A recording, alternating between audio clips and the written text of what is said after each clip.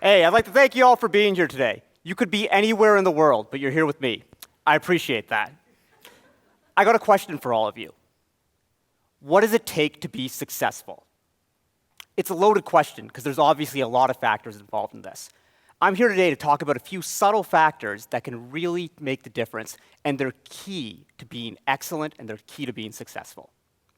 So I'm going to start off with some quotes because there's been some wise people who've talked about this long before I ever could have. Enthusiasm is one of the most powerful engines of success. When you do a thing, do it with all your might. Put your whole soul into it.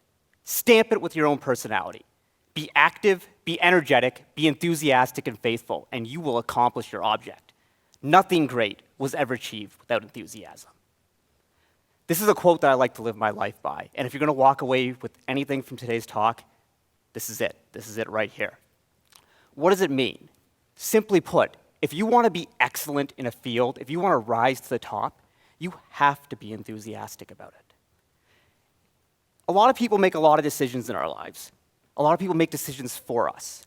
When coming to the question of, what are you going to study? What are you going to do as your career? People make the choice to take the safe option, or they go for the lucrative option, as opposed to pursuing their passions.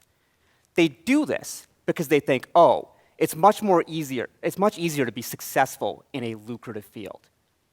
Is it really? Is that actually true? Consider two people. One person, is doing a job because, hey, their parents said this was a good idea, said, hey, you go become a chartered accountant. That's what you should do. There's lots of money in that. So they go, they do it, they get there, they go to work 9 to 5, 5 o'clock, out the door, want to forget everything they just did. Work is separate from everything else. They don't care about it. It is just a job. Then there's Johnny Enthusiasm. Johnny Enthusiasm loves accounting. Oh yeah, he loves pulling out his notebook and adding up numbers or whatever accountants do. 5 o'clock comes. Johnny Enthusiasm goes home, and he's reading up on accounting. He's learning different methods. He's studying for exams. He's putting extra time into it. Some days he'll work late. No one's asking him to work late, but he does it because he's enthusiastic about it. He's passionate about it. He spends his weekends on this. I want to ask you a question. Who's going to be more successful? The answer is obvious. Johnny Enthusiasm. You have a much better chance of being successful at anything if you're enthusiastic about it, if you care about it. So some people say, well, you know what? Still, the guy who doesn't really care, he's an accountant. It's a big field. He'll be better off. Really? Really? Consider this. You are almost always going to be better off being in the 1% of a field that may not be considered lucrative as opposed to being average in the lucrative field. And if you're not enthusiastic about something, you are destined to be average or you're destined to be bad at it. While if you are enthusiastic, you have a shot to be the best because you cannot be the best without enthusiasm. It's a very important lesson that is often forgotten. So as we think about this, when you're making your decisions, don't let it be a hostage to what people are expecting of you. Make decisions, follow your passions, follow your heart. It's essential to keep this in mind. If you don't do this, you are destined to a life of misery. That sounds awful. Do you actually want that? The other thing is, even if you're going to go and be average in that field, you owe it to yourself to follow your enthusiasm. You owe it to yourself to follow your passion. Life is too short to spend 40 hours a week doing something you're not enthusiastic about. Please remember that. The next thing I want to talk about.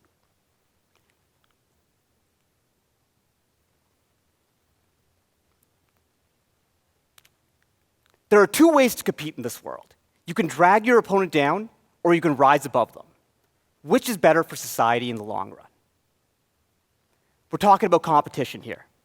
Competition has become a dirty word for a lot of people because they see competition only from one mind frame.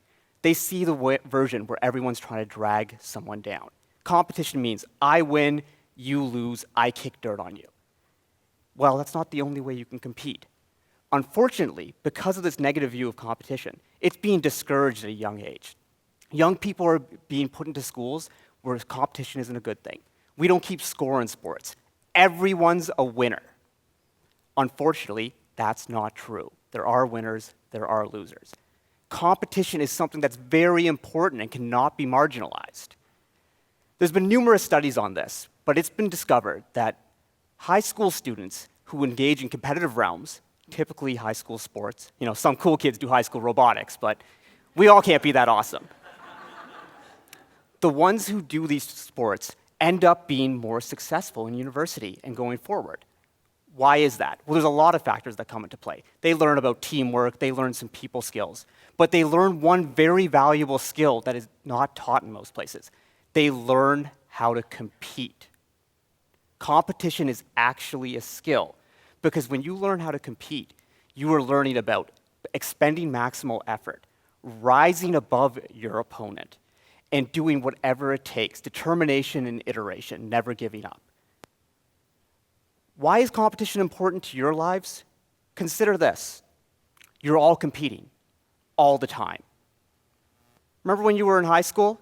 You wanted to get into the best schools? There was a limited amount of spots. You were competing. Going for a job? There was an article that came up on Twitter today from NPR. Over 50% of American university graduates are working in fields such as waiting tables, janitorial, or other unskilled jobs. Only half were getting jobs that they wanted in their fields. How do you get those jobs? You are competing for them. And those kids who've learned how to compete in the right way by rising above their competition and not stooping down to those levels, they're the ones that are excelling. They're the ones that are getting those jobs. So, let's talk about this, competing the right way, competing the wrong way. There's two types of people in this world. There's some people who are inspired by excellence, and there are other people who are simply put off by it. Take a look at an example. Every one of you, you've been to school. You remember what it was like. There was that one girl with the highest marks. You didn't understand how she got those marks, but she always had the highest average and whatever.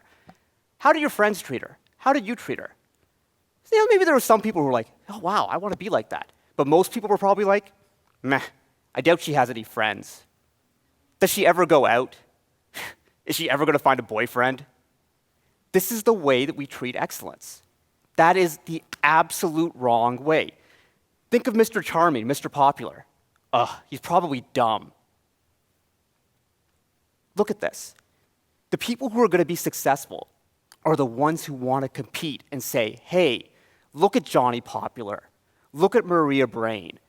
Look at them. I want to be like her. I want to be like him. I want to find out how they do it. I want to work with them to be like that. And almost even better than that is I want to excel past them. I don't necessarily want to just copy the best. I want to be better than the best. In the words of Ric Flair, to be the man, you have to beat the man. I never thought I would be doing a speech on positive competition and bringing in the world of wrestling, but hey, when you can bring in Ric Flair, you just got it. Woo! Seriously though, there's a right way to compete and there's a wrong way to compete. And competing the right way, you can rise above. Always try and be better. Don't drag someone down. And this doesn't just apply to individuals. Oh, this applies to companies. This applies to corporations. I think the smartphone industry could learn a thing or two. Instead of suing each other over stupid and pointless things, they could be working together to spread the market, to grow the market. John Abley, the quote, he's the founder of Boston Scientific, a huge pharmaceutical company. And he gave this speech at a corporate retreat where he was talking to people about ethical and cooperative competition within the world of business and how it makes our society better.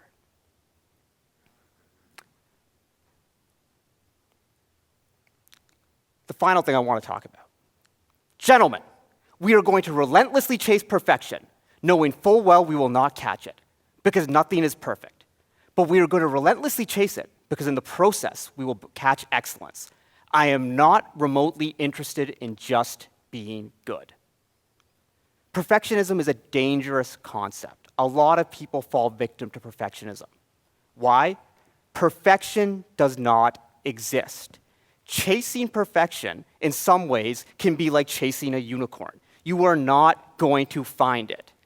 However, if you go on a journey across the world to try and find a unicorn, you're going to find a lot of other freaking awesome things. But not a unicorn. If you chase perfection, you will catch excellence along the way. You always need to aim high. You always need to think big. Big goals and big dreams. Too often people see limits that are defined for them, and they don't go after things. But unless you are trying to be the best, you will have no shot at being excellent. So how do you get to that point? How do you get to that point where you're on your journey to perfection that you find excellence? Well, you will be motivated by the enthusiasm you have for your passion. You will compete ethically, rising above the best in your field, always striving to top them. And you will constantly chase perfection, knowing well that if you do it, you will catch excellence along the way. The final quote from the greatest of all time: limits, like fears, are often just an illusion. Every day of your life, people are telling you what you cannot do. They're constructing false limits around you. You become afraid of those. But those limits are nothing but an illusion. You cannot fall victim to them. You should not listen to the person who says, you should do this because this is what everyone else like you does. Be your own person, follow your passion, compete ethically, and chase perfection knowing you'll catch excellence. I want to thank all of you for listening today, and remember one thing. Excellence can happen. It's within you. Thank you.